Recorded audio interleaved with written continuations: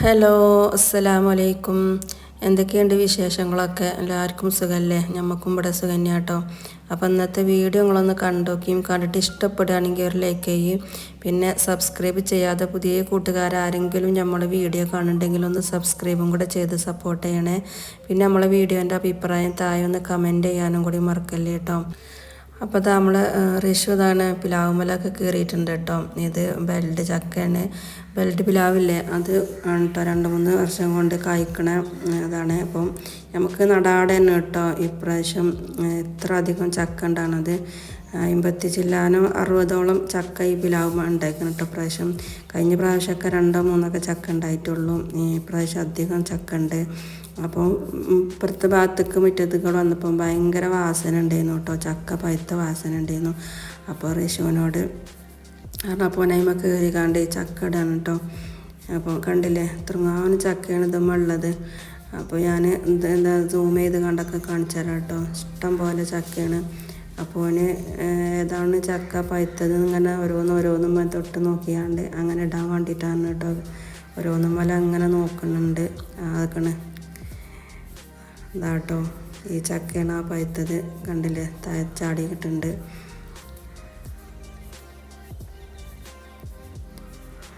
അപ്പോൾ എന്താ താഴെ ചാടിയിട്ട് ആ കല്ലുമ്മ കുത്തിയതാണ് കേട്ടോ. നല്ല പഴുത്ത ചക്കയാണ്.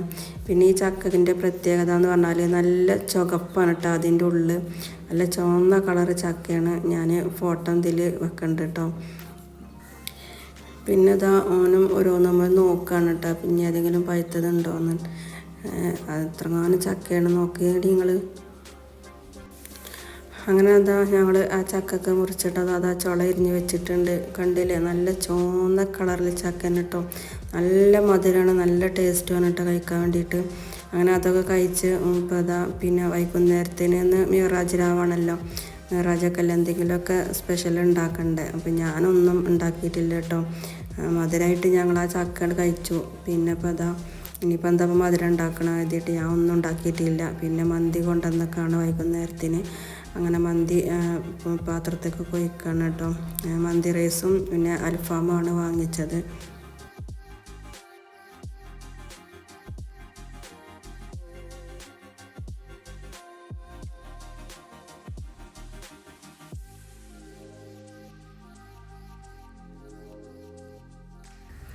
ഞങ്ങൾ കുറച്ച് അൽഫാമും മന്തി റൈസും വാങ്ങിക്കാണ് കേട്ടോ.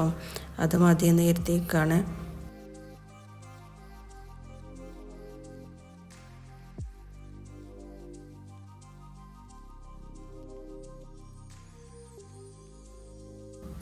അങ്ങനെ ഞങ്ങൾ ഫുഡ് കഴിക്കാൻ വേണ്ടി ഇരുന്നിട്ടുണ്ട് കേട്ടോ. ഇതാണ് മന്തിയും അൽഫാമും അതേപോലെ അതിലേക്കുള്ള സോസുകളൊക്കെ ഉണ്ട് കേട്ടോ. അതൊക്കെ കൂട്ടി കഴിക്കുകയാണ്. പിന്നെ ആ ഫുഡൊക്കെ കഴിച്ച് പാത്രമൊക്കെ കഴുകി വെച്ചതിന് ശേഷം ഇപ്പോൾ നാളെ നോൻപ് വിൽക്കണമല്ലോ. ഇന്ന് മിറാജും നാളെ നോമ്പാണല്ലോ. അപ്പോൾ പെലച്ചക്ക് എന്തെങ്കിലുമൊക്കെ വേണ്ടേ.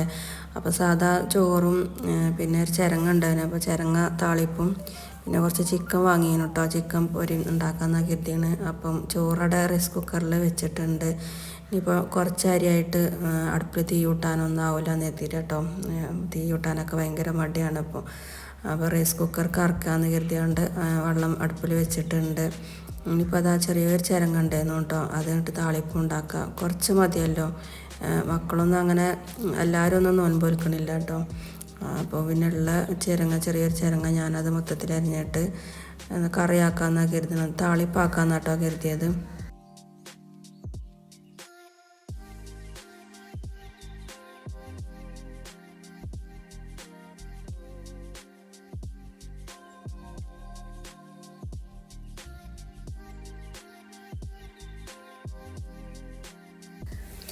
അങ്ങനെ ഇതാ ചിരങ്ങൊക്കെ മൊത്തത്തിൽ അരിഞ്ഞ് ഇതാ കുക്കർക്ക് ഇട്ട് കൊടുക്കാനുണ്ട്. നന്നായിട്ടൊന്ന് കഴുകിയിട്ടുണ്ട്. ഇനിയിപ്പോൾ കുക്കർക്ക് ഇട്ടിട്ട് പച്ചമുളകും ഉപ്പും ഇട്ടുകാണ്ട് അങ്ങനെ കുക്കറടിച്ച് വേവിക്കാൻ വേണ്ടി വെച്ച് കൊടുക്കുകയാണ്. ഇതേപോലെ ഇപ്പം ഇനി 1 മാസം കഴിയണമല്ലേ. റമദാൻ 1 മാസം നോൻപ് ഇതേപോലെ കഴിയണമല്ലേ.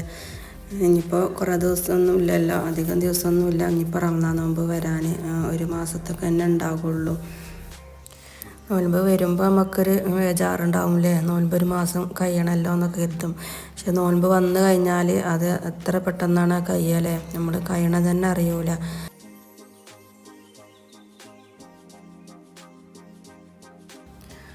അങ്ങനെ അതാ എല്ലാം ആക്കിയതാ കുക്കർ അടുപ്പിൽ വേവിക്കാൻ വേണ്ടി വെച്ച് കൊടുത്തിട്ടുണ്ട്. ഇനിയിപ്പോൾ വേവിക്കാൻ വേണ്ടി വെച്ച് കൊടുത്തിട്ട് ഞാൻ അരിയൊക്കെ ഇട്ട് അരിയൊക്കെ നന്നായിട്ട് കഴുകി കണ്ട് ഞാനും കൂടെ ഇട്ട് കൊടുക്കുകയാണ്.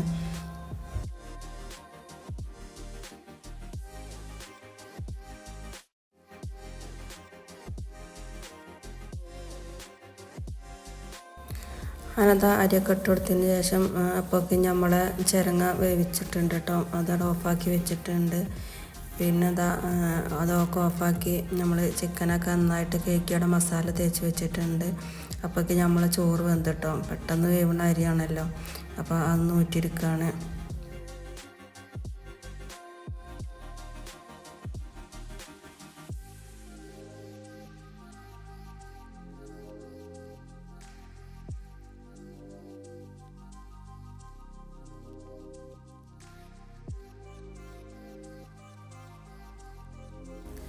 അങ്ങനെ നമ്മൾ ചോറ് മൊത്തത്തിൽ അവിടെ ഊറ്റി വെച്ചിട്ടുണ്ട് കേട്ടോ. ചിരങ്ങ താളിപ്പ് അതും താളിച്ചിട്ടുണ്ട്, കടുവും കറിവേപ്പിലൊക്കെ ഇട്ടിട്ട് താളി വെച്ചിട്ടുണ്ട്. പിന്നെ മക്കൾക്ക് പാല് വാങ്ങി കൊടുക്കണം കേട്ടോ, അതും അവിടെ കാച്ചി വെച്ചിട്ടുണ്ട്, ചൂടാറിയിട്ട് അത് കൊടുക്കണം. എന്നിട്ട് പിന്നെ ചിക്കൻ കൂടി പൊരിക്കാനുണ്ട് കേട്ടോ. അപ്പോൾ എണ്ണയൊക്കെ ചൂടാക്കിയേക്ക് കുറച്ച് കറിവേപ്പില ഇട്ട് കൊടുത്തിട്ടുണ്ട്. ഇനിയിപ്പോൾ നമ്മൾ മസാല വെച്ച ചിക്കനും കൂടെ അതൊക്കെ ഇട്ട് കൊടുക്കുകയാണ്. അപ്പം അന്ന് പെലച്ചക്കത്തെ ഫുഡ് ഇതൊക്കെയാണ് കേട്ടോ, ചോറും ചിരങ്ങ താളിപ്പും ചിക്കൻ പൊരിച്ചതും.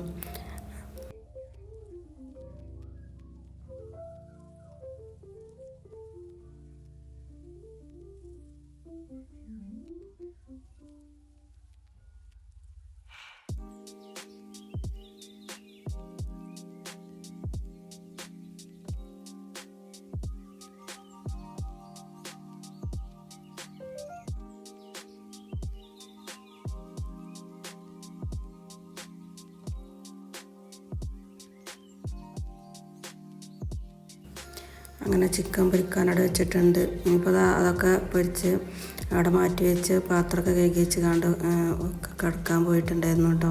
പിന്നെ പെലച്ചൊക്കെ നീച്ച് ചായയൊക്കെ വെച്ച് ചായയൊക്കെ തിളപ്പിച്ച് കട്ടൻ ചായ തന്നെ കേട്ടോ, കട്ടൻ ചായ മതി എന്ന് പറഞ്ഞ മക്കൾ, അപ്പം കട്ടൻ ചായ ഉണ്ടാക്കിയിട്ടുണ്ട്. അത് കഴിഞ്ഞപ്പോൾ എല്ലാവരും ചോറൊക്കെ വയ്ക്കണം കേട്ടോ. അങ്ങനെ പെലച്ചക്കത്തെ ഫുഡും കഴിച്ച് ഇപ്പോൾ പാത്രമൊക്കെ കഴുകി വെക്കാനുണ്ട്, അതൊക്കെ ഒന്ന് കഴുകി വെക്കുകയാണ്. അപ്പോൾ ഇത്രയൊക്കെയാണ് കേട്ടോ നമ്മൾ ഇന്നത്തെ വീഡിയോ. അപ്പോൾ വീഡിയോ എന്നും പറയണ മാതിരി ലൈക്ക് അടിക്കാൻ മറക്കരുത് കേട്ടോ. പിന്നെ നിങ്ങൾ എന്തെങ്കിലുമൊക്കെ ഒന്ന് കമൻറ്റ് ഇടണേ, കമൻറ്റ് ഇട്ടെങ്കിൽ നമ്മളെ വീഡിയോ കൂടുതൽ ആളുകളിലേക്ക് എത്തുള്ളൂ. അപ്പോൾ അടുത്ത നല്ലൊരു വീഡിയോ ആയിട്ട് വീണ്ടും വരാം. അതുവരേക്കും ബൈ.